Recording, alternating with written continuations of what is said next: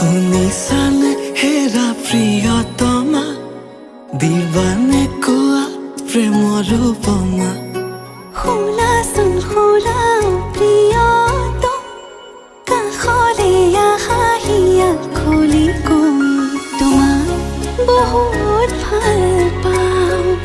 ময়ো তোমাক ভাল